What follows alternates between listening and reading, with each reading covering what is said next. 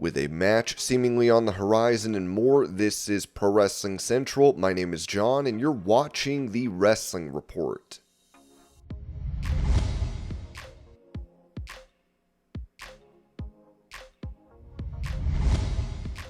Taking to X, Kairi Sane gave an update on her potentially returning to in-ring action in WWE, writing, 3 months ago I tore a ligament in my thumb and couldn't even open a bottle cap. Now I've fully regained my grip strength and I'm even stronger than before. I'm truly grateful from the bottom of my heart to Dr. Hirsch, who performed my surgery. He was such a kind and wonderful doctor. I wish I had taken a photo with him to remember that moment.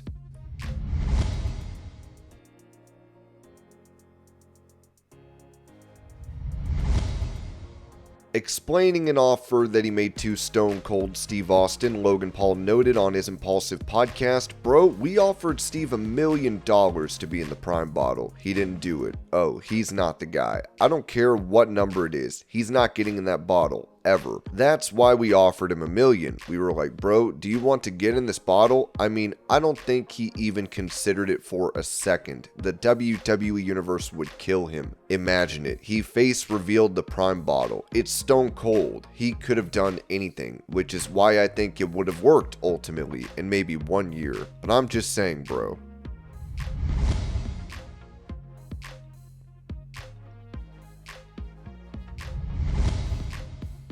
During that same podcast, Logan Paul revealed details from a conversation he had with John Cena at WrestleMania. You know what John Cena said to me after my match? Well, earlier in the day, because it just turned 30, he said, "You look older," and I said, "Wow, you really are a heel." And then later in the day, after my match, he was walking by. Before he became the GOAT statistically, as well as just being the GOAT, he pointed at me and said, "Now that's how a bad guy works." And I was like, damn, my match. Yeah, I think this is what he did. I was all sweaty. It was right after my match. He looked me in the eyes, he pointed at me, and he said, "Now that's how a bad guy."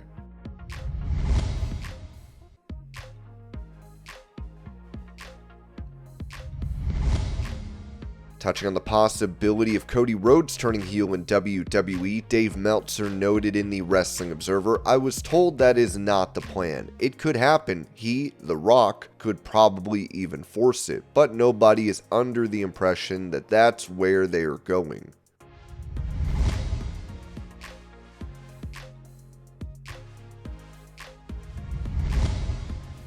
In some unfortunate news, a star has passed away, with Ringside News writing that NFL legend and former WCW star Steve "MONGO" McMichael has died at the age of 67 following a hard-fought battle with ALS. Fox 32 Sports confirmed his passing on Wednesday, just hours after it was announced that McMichael had entered hospice care. Ric Flair, one of McMichael's closest friends and fellow Four Horsemen member, shared a heartfelt message on Twitter/X. "The world just lost the incredible Steve "MONGO" McMichael. He was my best friend through it all, an amazing athlete and human being. I have the fondest memories working with him, and this is an extremely heartbreaking loss for me. I love you, Mongo. You fought one hell of a battle. Rest in peace, my friend." McMichael's legacy stretches far beyond the wrestling ring. A dominant defensive lineman, he was a key figure on the 1985 Chicago Bears team that won the Super Bowl and became one of the most iconic defenses in NFL history. In 2024, he was finally inducted into the Pro Football Hall of Fame, a moment he celebrated at home surrounded by loved ones. In the wrestling world, Mongo made his debut at WrestleMania 11 in 1995, standing beside Lawrence Taylor. He later transitioned to WCW, first as an announcer and then as a full-time wrestler. In 1996, he joined the Four Horsemen, aligning with Ric Flair, Arn Anderson, and Chris Benoit, and bringing his hard-hitting football mentality into the squared circle. McMichael's fight with ALS began in 2021.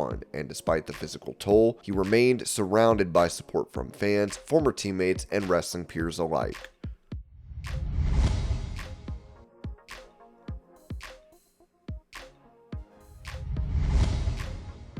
Calling out The Rock for his comments about WrestleMania 41 despite him not being there, Dave LaGreca said this on Busted Open Radio. Now that everybody's complaining and moaning about the end of WrestleMania 41, The Rock is gonna go on Pat McAfee, who has the biggest show in sports talk radio, and say, yeah, I would have done it differently. Yeah, I would have adjusted something. Nice to hear from you now, pal. It's over. Now that everybody's complaining, yeah, I would have done it differently. Thanks, pal. You didn't make yourself available, didn't show up at WrestleMania. You want to talk about completely throwing Triple H under the bus? That's exactly what The Rock did. You know what The Rock should have said? You guys did an awesome job. Or say nothing at all, but by saying that, you just threw Triple H under the bus. If you're not going to be there and you didn't take part in it, then don't say anything about it. Now, if he was part of the creative process and was actually there, then he could say we because he's part of the company. But no, he says I would have done things differently. He loves saying we when it's successful, but when it's not, he goes I would have, I.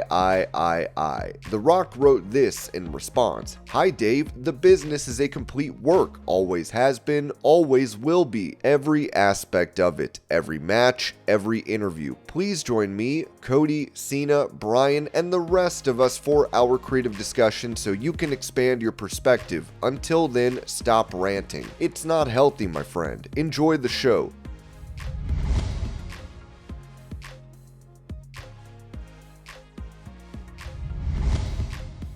When it comes to a potential match taking place in WWE, Ringside News noted that John Cena might not be done yet, and now there's serious talk of him stepping into the ring with Travis Scott. After Travis Scott helped Cena capture the undisputed WWE Universal title from Cody Rhodes at WrestleMania 41, fans immediately started asking what's next. During the post-show press conference, Paul Triple H Levesque was asked directly about Scott's future with the company. His response, could we see him do more and step in the ring? Just gotta tune in. Now, according to Corey of PW Nexus, there's even more to the story. I've been informed that there is a pitch for John Cena and Travis Scott to work a tag team match together at some point this year. Nothing concrete as of right now. Fellow reporter Masked J added, unfortunately, hearing the same info, suggesting talks are heating up behind the scenes. Meanwhile, TNA World Champion Joe Hendry has been pushing hard for a match with Cena before the WWE legend hangs up his boots, and he just took things up a notch. While speaking to Ariel Helwani, Hendry teased the possibility of a major music name stepping into his corner. He's got Travis Scott in his corner. Can you imagine if a huge star in music just reached out to Joe Hendry? Someone in the same ballpark as Travis Scott. Maybe it's the same genre. Maybe it happened yesterday. Did the person say I could go to one of their concerts? I'm gonna stop there. Cena and Hendry in the same ring, with music megastars flanking both sides, could create one of the most surreal tag matches of the year. But with Cena's retirement looming, time is running out to make it happen. And this was your pro wrestling news update. I hope you're all having a great day. Thank you so much for watching, and I will see y'all later.